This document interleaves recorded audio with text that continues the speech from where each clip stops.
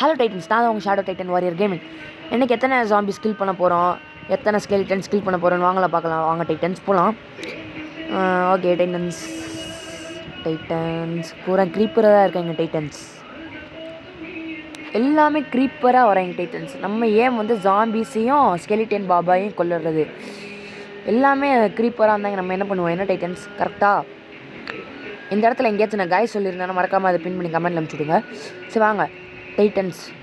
Of Moon தெரியுது guys, அங்கே ஒரு ஸ்கெலிட்டன் கண்ணுக்கு தெரிஞ்சு. டைட்டன்ஸ் வாங்க போகலாம். ஒன்